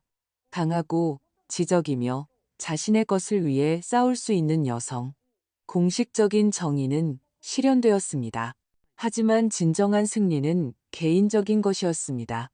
저는 제 존엄성, 제 자율성, 두려움이나 조종 없이 살 권리를 되찾았습니다. 선고 2년 후 제 삶은 결코 가능하리라 생각지 못했던 균형을 찾았습니다. 감정적인 상처는 잊음이 아니라 지혜로 치유되었습니다. 저는 치유가 있는 것을 의미하는 것이 아니라 고통을 새롭고 더 강한 자신의 버전으로 통합하는 것을 의미한다는 것을 배웠습니다. 제 일과는 새로 찾은 자유의 증거였습니다. 저는 수십 년 동안 짊어졌던 불안의 무게 없이 일어났습니다. 개인적으로 투자를 관리하는 법을 배우기로 결심했기 때문에 금융 뉴스를 읽으며 아침으로 스크램블 에그와 베이컨을 먹었습니다. 이 변호사는 저에게 윤리적인 금융 컨설턴트인 박 컨설턴트를 소개해 주었고, 그는 돈이 단지 생존을 위한 것이 아니라 권한 부여의 도구가 될 수 있다는 것을 가르쳐 주었습니다. 사모님, 박 컨설턴트가 우리 세션 중 하나에서 말했습니다. 남은 생애 동안 편안하게 살고 상당한 유산을 남길 만큼 충분한 자본을 가지고 계십니다. 유산, 살인미수를 동기부여했던 단어가 이제는 저에게 완전히 다른 의미를 가졌습니다. 저는 손주들을 위해 신탁을 만들기로 결심했고, 그들이 25세가 될 때까지 민지가 관리하게 했습니다. 저는 또한 가정폭력의 희생자인 노인 여성을 돕기 위한 재단을 설립했습니다. 저의 충격적인 경험은 사회적 목적으로 바뀌었습니다. 아이들은 주말마다 제 아파트를 방문했습니다. 그들이 도착했을 때 그들의 작은 얼굴이 환해지는 것을 보는 것은 남아있는 어떤 슬픔에도 가장 강력한 약이었습니다. 김영희 할머니, 어린 서윤이가 저에게 말했습니다. 아빠는 왜 더 이상 우리랑 같이 살지 않아요? 이것들은 민지와 제가 나이에 맞는 정직함으로 대답하는 법을 배운 어려운 질문들이었습니다. 아빠는 많은 사람들을 아프게 하는 선택을 했단다. 민지가 설명하곤 했습니다. 때로는 누군가가 다른 사람들을 아프게 하면 더 나은 행동을 배우기 위해 특별한 장소에 가야 한단다.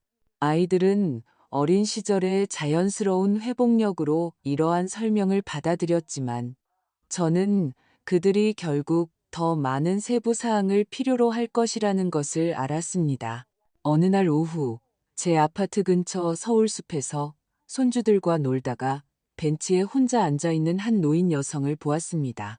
그녀는 슬프고 길을 잃은 듯 보였고 제가 너무나 잘 아는 그 표정을 짓고 있었습니다. 저는 다가가서 대화를 시작했습니다. 저는 지연이에요. 그녀가 말했습니다. 아들과 며느리와 함께 살고 있지만 저는 투명인간 같아요. 그들은 저를 짐처럼 대하죠. 그녀의 이야기는 저에게 깊은 공감을 불러일으켰습니다. 다른 사람에게서 제 과거가 비치는 것 같았습니다. 저는 극적인 세부 사항 없이 하지만 같은 어둠을 여행한 사람의 정직함으로 제 경험을 그녀에게 이야기했습니다. 지연 씨, 제가 말했습니다. 짐처럼 대우받는 것을 받아들일 필요는 없어요. 당신에게는 권리가 있고 가치가 있고 선택권이 있어요. 그 대화는 더 큰 무언가의 씨앗이 되었습니다. 저는 비슷한 상황에 처한 노인 여성들을 위해 제 아파트에서 주간 모임을 조직하기 시작했습니다. 우리는 그것을 힘의 원이라고 불렀습니다. 매주 목요일 오후 제 거실은 생존 이야기, 상호 지원, 자신을 재발견하는 여성들의 이야기로 가득 찼습니다. 이 변호사는 제가 재단을 공식화하는 것을 도왔습니다. 노인 여성의 존엄을 위한 김영희 재단, 마침내 그렇게 불렸습니다. 우리의 첫 번째 프로젝트는 가정폭력의 희생자인 노인 여성들을 위한 임시 쉼터였습니다. 두 번째는 무료 법률 지원 프로그램이었습니다. 언론은 노인 학대 문제에 대해 이야기하기 위해 저를 부르기 시작했습니다. 제 이야기는 너무나 큰 공감을 불러일으켜 저는 그것을 추구하지 않았음에도 불구하고 다른 희생자들을 위한 목소리가 되었습니다. 가정폭력은 항상 눈에 보이는 멍을 남기지 않습니다. 저는 인터뷰에서 말하곤 했습니다. 때로는 학대가 감정적, 재정적, 심리적입니다. 살인 미수 시도 3년 후 어느 날 아침 저는 감옥에서 편지를 받았습니다. 준수에게서 온 것이었습니다. 제 첫 충동은 읽지 않고 버리는 것이었지만 호기심이 이겼습니다. 저는 떨리는 손으로 그것을 열었습니다. 어머니께 그것은 시작되었습니다. 제가 용서받을 자격이 없다는 것을 알지만 제가 한 일에 대해 반성해 왔다는 것을 알아주셨으면 합니다. 편지는 진심 어린 사과, 뉘우침의 표현, 변화의 약속처럼 보이는 것으로 계속되었지만 톤에 익숙한 무언가가 있었습니다. 미묘한 조종, 동정심을 유발하려는 시도. 심리 치료를 받고 있어요. 그가 썼다. 심리학자는 제가 초기 유기, 생물학적 부모의 죽음에서 비롯된 깊은 문제가 있다고 말합니다.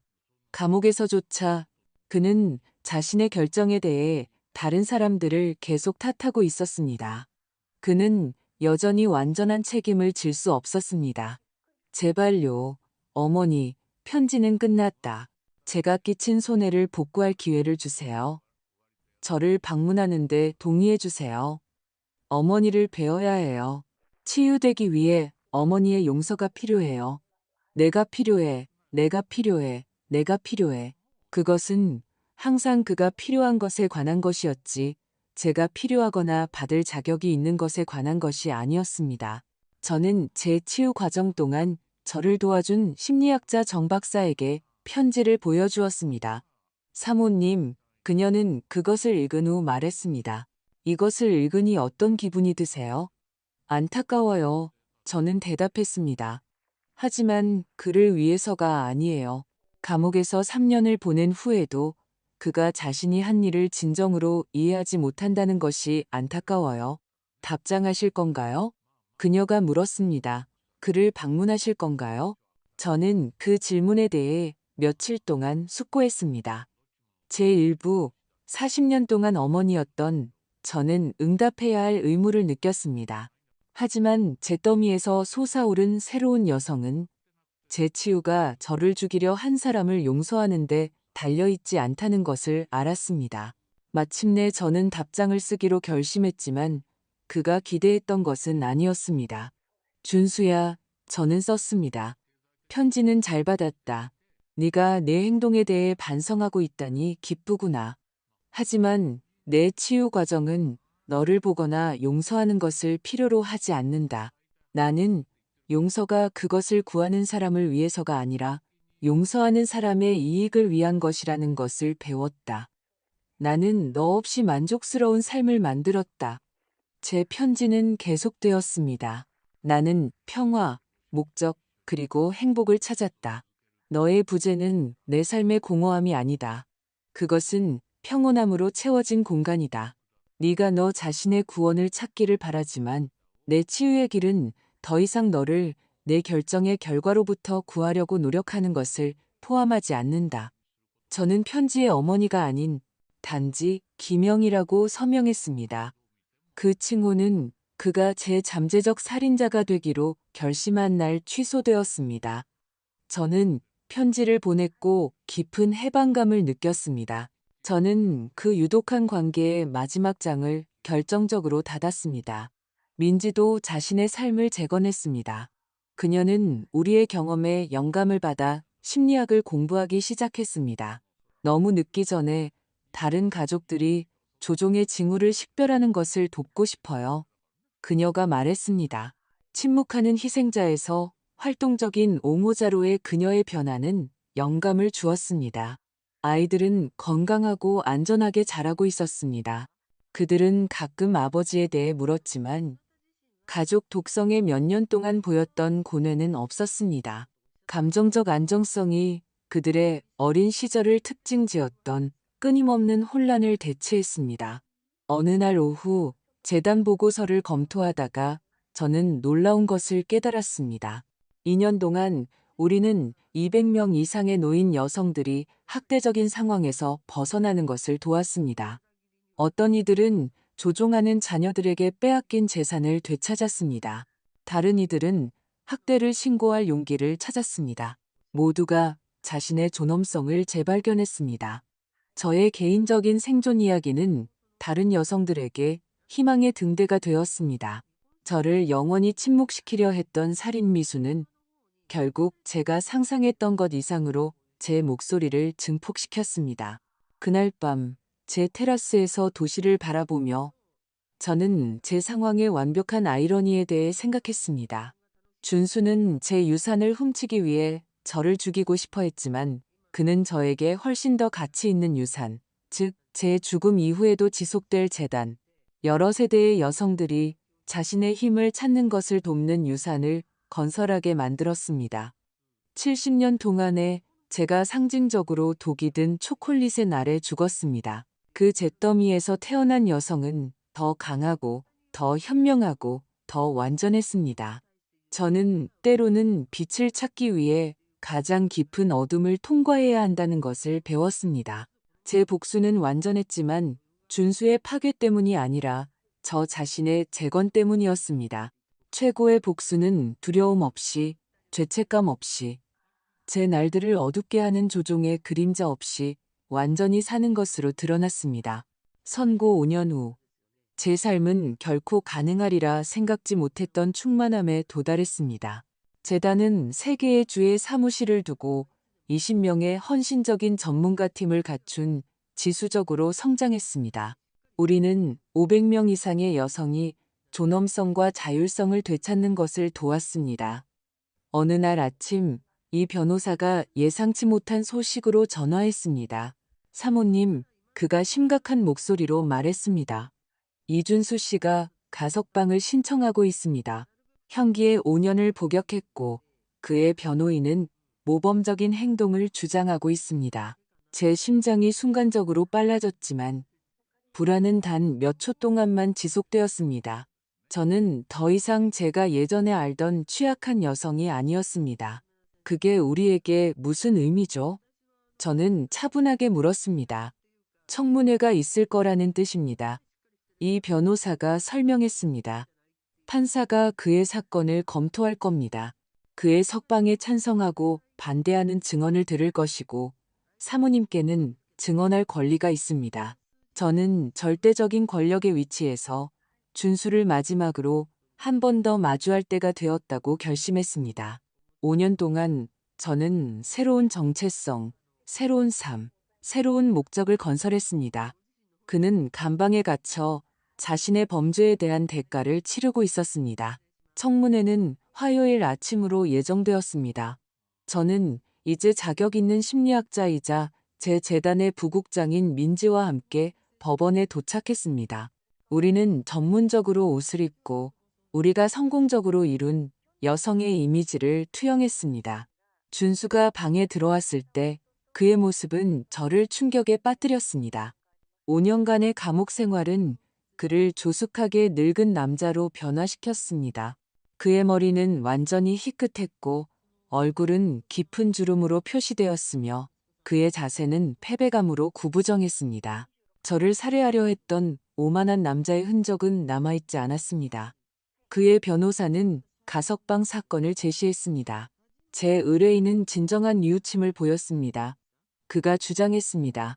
재활 프로그램에 참여했고 훌륭한 품행을 유지했습니다. 가족에게 끼친 손해를 복구하려는 진심 어린 소망을 표현했습니다. 제 증언 차례가 되었을 때 저는 내면의 평화를 찾은 사람의 평온함으로 일어섰습니다.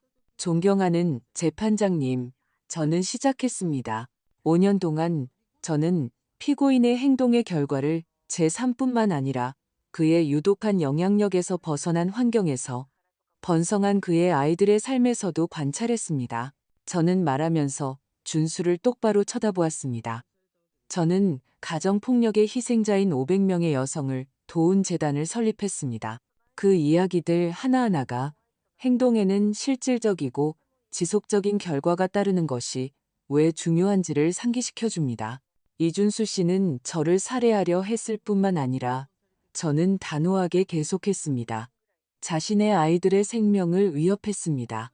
가족에게서 돈을 훔쳤고 수년 동안 체계적으로 거짓말을 했습니다. 그의 조기 석방은 잡힌 후의 뉘우침이 자신의 어머니를 살해하려 한 심각성을 지울 수 있다는 위험한 메시지를 보낼 것입니다. 판사는 열심히 들으며 메모했습니다. 준수가 말할 기회를 가졌을 때 그는 저에게 직접 말했습니다. 어머니, 그가 갈라진 목소리로 말했습니다. 제가 용서받을 자격이 없다는 걸 알지만 저는 변했습니다. 제가 끼친 손해를 이해했습니다. 5년 동안 제 실수에 대해 반성했습니다. 그의 말은 연습한 것처럼 동정심을 유발하도록 계산된 것처럼 들렸지만 더 이상 저에게 힘을 갖지 못했습니다. 준수야, 저는 차분하게 대답했습니다. 네가 나를 잠재적 살인자로 만들기로 결심한 날, 너는 나를 어머니라고 부를 권리를 잃었다. 5년간의 감옥 생활이 40년간의 조종이나 내 아들이 너를 죽이고 싶어 한다는 것을 발견한 충격을 지우지는 못한다. 민지의 증언은 그의 기회에 치명적이었습니다. 전문 심리학자로서 그녀는 판사에게 수년 동안 관찰한 자기애적이고 조종적인 행동 패턴을 설명했습니다. 아이들은 아버지의 부재 속에서 번성했습니다. 그녀가 선언했습니다. 그들은 감정적 안전, 자신감을 발전시켰습니다. 그의 석방은 그들의 심리적 발달에 후퇴를 의미할 것입니다. 검사는 준수가 감옥에서 사채업자들과 접촉하려 했다는 증거를 제시하며 그의 도박 중독 문제가 지속되고 있음을 시사했습니다. 그는 또한 그의 영치금, 계좌의 신원미상의 출처로부터 돈을 받았는데 이는 의심스러운 활동과의 지속적인 연관을 시사했습니다. 이 시간의 심해 끝에 판사는 그의 결정을 발표했습니다. 가석방 신청 기각, 그가 선언했습니다. 피고인은 형기 전체를 복역할 것입니다. 그의 범죄의 계획적인 성격, 조종적인 행동 패턴, 그리고 진정한 뉘우침의 부족이 결합되어 그의 조기 석방을 부적절하게 만듭니다. 준수는 의자에 주저앉았습니다. 그의 5년간의 모범적인 행동과 의무적인 치료는 법률 시스템에 그가 진정으로 변했다는 것을 확신시키기에 충분하지 않았습니다. 그는 다시 가석방 자격을 얻기 전에 7년을 더 복역해야 했습니다. 우리가 법원을 떠날 때 저는 깊지만 평온한 만족감을 느꼈습니다. 그것은 복수심에 찬 승리가 아니라 정의가 승리했다는 확인이었습니다. 준수는 자신의 범죄에 대해 완전히 대가를 치를 것이고 저는 희망과 권한 부여의 유산을 계속해서 건설할 것입니다. 그날 오후 우리 힘의원의 주간 모임 동안 저는 그룹의 여성들과 그 경험을 공유했습니다. 오늘 저는 제 가해자를 다시 한번 마주했습니다. 제가 말했습니다. 하지만 더 이상 두려움이나 취약함에서가 아닙니다. 제가 이 몇 년 동안 쌓아온 힘에서 그를 마주했습니다. 몇 년 전 공원에서 만났고 지금은 우리 프로그램 중 하나를 조정하는 지연 씨가 손을 들었습니다. 영희 씨, 그녀가 말했습니다. 당신의 이야기는 우리에게 존엄성을 되찾기에 결코 늦지 않았다는 것을 가르쳐 주었습니다. 70세에 당신은 힘을 찾았고 저는 65세에 찾았습니다. 그날 밤 제 아파트에서 혼자 저는 일기에 썼습니다. 오늘 나는 내 인생의 가장 어두운 장을 결정적으로 닫았다. 준수는 7년 더 감옥에 있을 것이지만 나는 더 이상 그가 나를 위해 만든 감정적인 감옥에 살지 않는다. 나는 자유롭다. 나는 강력하다. 나는 온전하다. 창밖으로 불 켜진 도시를 바라보며 저는 걸어온 길을 되돌아보았습니다. 침묵하는 희생자에서 다른 희생자들을 위한 옹호자로, 보이지 않는 여성에서 인정받는 지역사회 지도자로, 이타적인 어머니에서 자기 애가 이기심이 아니라는 것을 배운 여성으로, 그것은 생존이다. 변화는 고통스러웠지만 필요했습니다. 날기 위해 번데기를 파괴해야 하는 나비처럼 저는 항상 될 잠재력이 있었던 강한 여성이 되기 위해 저 자신의 관대한 버전을 파괴해야 했습니다. 내일 저는 재단에서 제 일을 계속할 것입니다. 다른 여성들이 자신의 목소리를 찾는 것을 계속 도울 것입니다.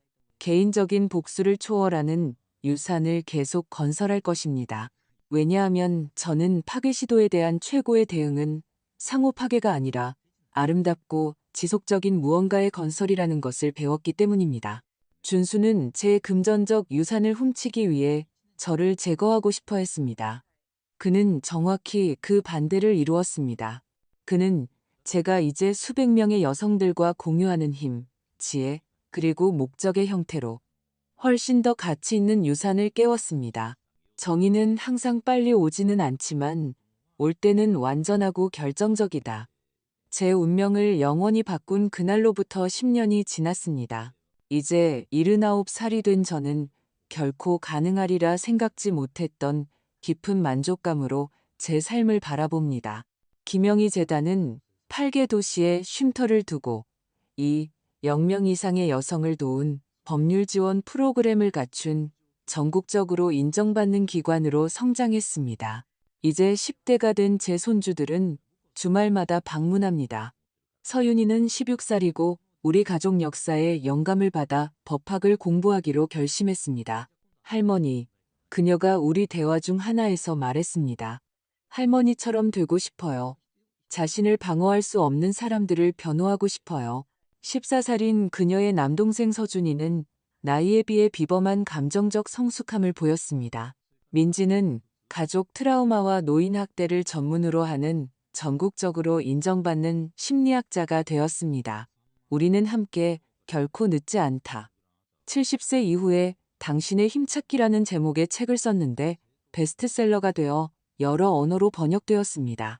어느 봄날 아침 재단 사무실에서 서신을 검토하던 중 저를 과거로 데려가는 전화를 받았습니다. 준수가 형을 살고 있는 교도소의 소장이었습니다. 김영희 씨, 그가 심각한 목소리로 말했습니다. 아드님께서 어젯밤에 돌아가셨다는 소식을 전해드려야겠습니다. 그 소식은 저에게 충격을 주었지만 제가 예상했던 것과는 달랐습니다. 저는 모성적인 고통이나 파괴적인 상실감을 느끼지 않았습니다. 저는 있을 수 있었던 것에 대한 이상한 슬픔과 그 장의 결정적인 마무리에 대한 안도감이 섞인 감정을 느꼈습니다. 무슨 일이었죠? 저는 전문적인 평온함으로 물었습니다. 급성 심장마비였습니다. 소장이 설명했습니다. 의사들은 그가 스트레스와 우울증과 관련된 심각한 심장 문제를 앓고 있었다고 말합니다. 고통 없이 잠결에 사망했습니다.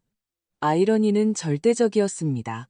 그는 독이 든 초콜릿으로 제 심장마비에 의한 죽음을 계획했고 그는 마침내 진짜 심장마비로 죽었습니다.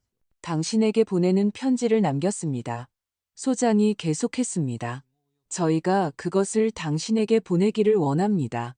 잠시 생각한 후 저는 그것을 받기로 동의했습니다.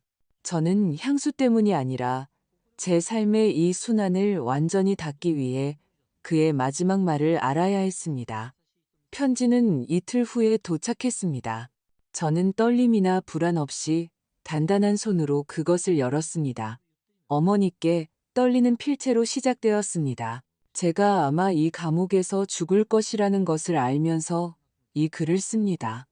10년 동안 저는 제가 한 일, 제가 된 괴물에 대해 반성했습니다. 이제는 저에게 모든 것을 준 여성을 살해하려 한 것에 대해 가능한 용서가 없다는 것을 이해합니다. 편지는 계속되었습니다. 저는 당신의 동정이나 사면을 구하지 않습니다. 단지 제 마지막 의식적인 생각이 당신을 그토록 깊이 실망시킨 것에 대한 진정한 후회였다는 것을 알아주셨으면 합니다. 저는 여기서 재단과 함께한 당신의 업적을 따라왔습니다. 그가 썼다. 다른 수감자들이 당신의 성취에 대한 신문 기사를 보여줍니다. 그것은 저를 이상한 자부심과 수치심이 섞인 감정으로 채웁니다. 당신이 비범하기 때문에 자부심을 느끼고 제가 그토록 가치 있는 누군가를 거의 파괴했기 때문에 수치심을 느낍니다. 편지는 그들의 명백한 진심으로 저를 놀라게 한 말로 끝났습니다. 저는 세상이 당신이 살아남고 번성했기 때문에 더 나은 곳이라는 것을 알면서 죽습니다. 제 죽음이 당신이 마땅히 받아야 할 최종적인 평화를 가져다 주기를 바랍니다. 사랑과 영원한 뉘우침을 담아 준수. 편지를 읽은 후 저는 그것을 제 책상에 넣어두었습니다. 저는 울거나 사후에 용서할 필요를 느끼지 않았습니다. 저는 단지 매우 길고 고통스러운 책이 마침내 마지막 페이지에 도달했다고 느꼈습니다. 장례식은 작은 개인적인 의식이었습니다. 민지, 아이들, 이 변호사, 그리고 제가 참석했습니다. 감정적이거나 향수를 불러일으키는 연설은 없었습니다. 그것은 파괴의 길을 선택하고 그 완전한 결과를 치른 누군가에 대한 엄숙한 작별이었습니다. 16살의 지혜를 가진 서윤이가 예배 후에 저에게 다가왔습니다. 할머니, 그녀가 말했습니다. 슬프세요? 나는 평화로워. 저는 대답했습니다.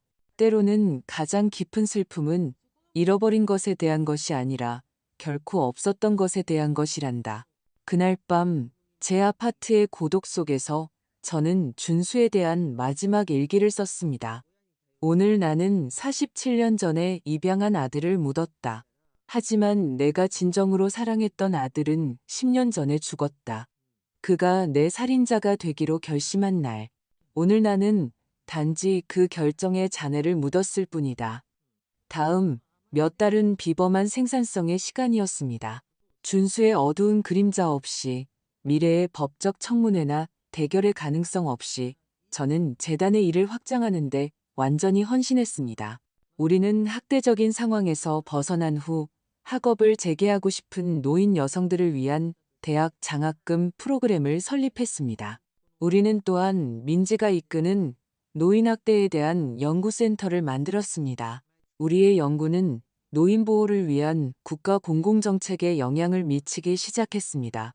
제 개인적인 경험은 광범위한 사회 변화의 촉매제가 되었습니다.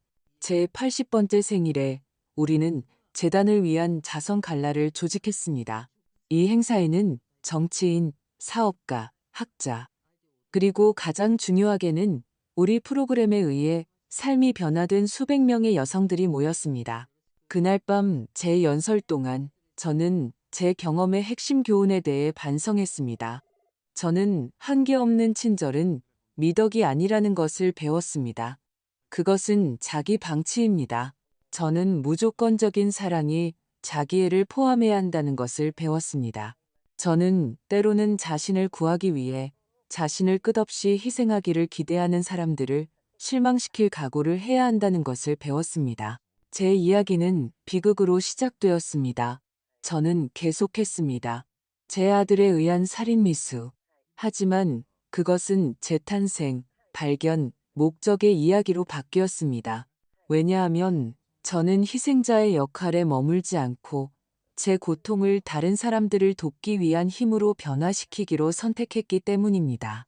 제가 연설을 마쳤을 때 참석한 0명의 사람들은 5분 동안 지속된 기립 박수를 보냈습니다. 하지만 저를 가장 감동시킨 것은 서윤이와 서준이, 제 손주들의 눈에 맺힌 눈물이었습니다. 그들은 모범과 회복력을 통해 얻은 존경심으로 저를 바라보고 있었습니다. 그날 밤 집에 돌아와 저는 테라스에 앉아 도시를 바라보았습니다. 10년 전 저는 70세의 여성, 취약하고 조종당하고 거의 살해당할 뻔했습니다. 이제 저는 80세의 여성, 강력하고 존경받고 여러 세대에 걸쳐 지속될 유산을 가진 여성이었습니다. 가장 완벽한 복수는 비범한 삶의 건설로 드러났습니다. 준수는 제 돈을 훔치기 위해 저를 제거하고 싶어 했지만 그는 제 진정한 잠재력을 깨우게 했습니다. 그는 저를 영원히 침묵시키고 싶어 했지만 그는 제 목소리를 힘있는 여성들의 합창이 될 때까지 증폭시켰습니다. 저는 그날 밤 제 일기에 썼습니다. 나는 그를 입양한 것을 후회하지 않는다. 단지 친절이 결코 자기 파괴를 대가로 실천되어서는 안 된다는 것을 더 일찍 이해하지 못한 것을 후회할 뿐이다. 내 아들은 나를 죽이고 싶어 했다. 하지만 나를 파괴하는 대신 그는 내가 항상 되어야 했던 존재가 되도록 나를 해방시켰다.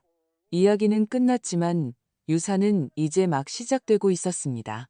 우리 프로그램을 통해 자신의 힘을 찾은 모든 여성은 준수를 만든 정신력에 대한 승리였습니다. 모든 설정된 한계, 모든 단호한 아니오 발언, 모든 자기의 행위는 여성들에게 아무것도 받지 않고 모든 것을 주도록 가르치는 문화에 대한 조용한 혁명이었습니다. 제 힘을 찾는데 70년이 걸렸지만 저는 다른 여성들이 그렇게 오래 기다릴 필요가 없도록 지난 10년의 메일을 사용했습니다. 그것이 저의 진정한 유산이었습니다. 돈이 아니라 지혜, 재산이 아니라 목적, 복수가 아니라 변화를 통한 승리. 원은 완벽하게 닫혔고 저는 평화로웠습니다.